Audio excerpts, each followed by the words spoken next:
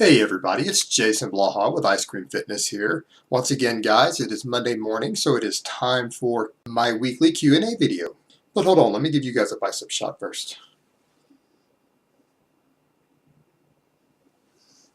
Alright, you guys had a lot of really good questions again this week, and the hardest part of this for me is picking just 4 or 5 of these to try to answer briefly, because some of these are so good that they probably need a 5-minute video just in and of themselves.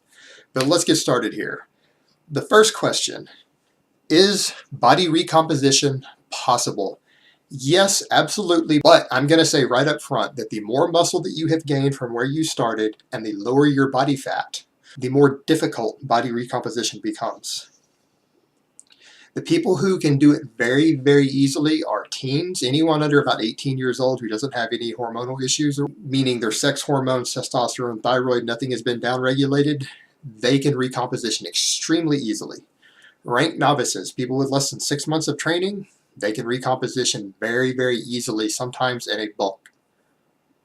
The same goes for skinny fat people. These people can actually eat at a 10% surplus and lose body fat while gaining muscle and gaining body weight. People who have detrained for a very long time can recomposition easily. People who are doing their first or second cycle of anabolic steroids, or people who are using certain anabolic steroids like trenbolone. Any of these people can recomposition relatively easily. For everyone else, it becomes more and more difficult as you progress. And I will say for people outside of that group, unless you have a really good reason to recomp, it almost isn't worth the hassle. It's a very, very slow process. You will reach your end goal much faster just doing a clean bulk and a cut. It will take you twice as long to gain the same amount of muscle and reach the same body fat recomping as it will doing that. And because most people don't know enough about nutrition to pull it off, they completely screw it up and they spin their wheels. So if you're going to recomp, you need to actually have an expert write a plan for you. Do not try to do it yourself unless you have a degree in nutrition or something of that equivalent. You will fuck it up. All right, next question. Are beginners, intermediate, and advanced stages depicted by how long you have been training or by how many pounds of lean body mass you are above your starting weight? It's kind of a combination of the two, and even sometimes how much strength you've gained, which is I'm going to jump into with the next question. But someone can be training for 10 years and still be a novice if they don't make very much progress. And what I consider to be a general milestone, I would say as far as body weight gains, or particularly lean body mass gains, I would say that you are an intermediate once you've put on about 20 pounds of muscle mass over where you started. And for females, it'll be about half of that. And you're advanced when you've gained about 30 pounds or so of muscle mass over where you started, unless you were anorexic or something like that. And I'd say for females, again, about half of that, you're going to be considered a reasonably advanced bodybuilder. So it's not always a matter of how much time you've spent. All right, next question.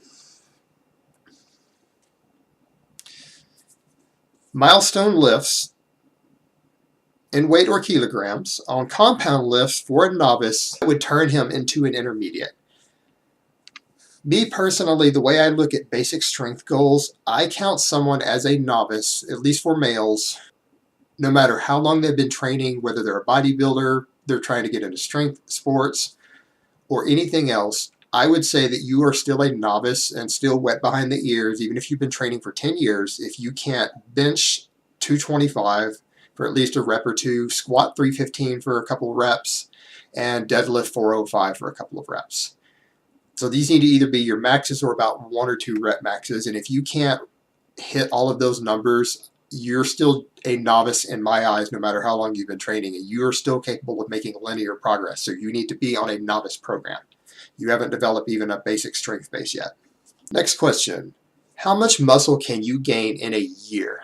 Very good question. It depends on how long you've been training, and I'm going to go with purely naturals here because anabolics completely changed everything.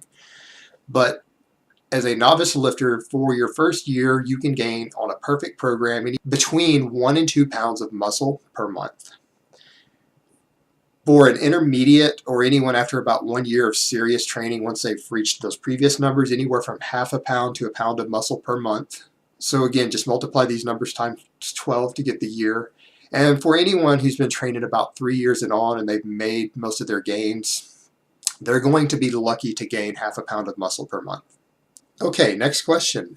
What is more important, hitting specific macro goals or making macros work with a specific amount of calories? Very good question.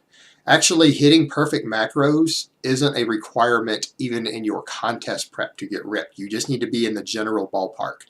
It is far, far more important to your overall progress, whether you're bulking, cutting, training for strength, anything else, if you make your macros work within a target number of net calories. And again, net calories is once you're adjusted for things like the thermic effect of your protein and everything like that. But that is far more important than trying to aim for hitting, say, a specific amount of carbs, fat, and protein right on the number every single day. I will put another question thread up next weekend so that you guys can ask your questions for the Q&A. So remember, if you have anything that you want me to answer in 60 seconds or less, go ahead and post it up on that thread next weekend on the Ice Cream Fitness Facebook fan page. So I hope this has been informative, and I will talk to you next time.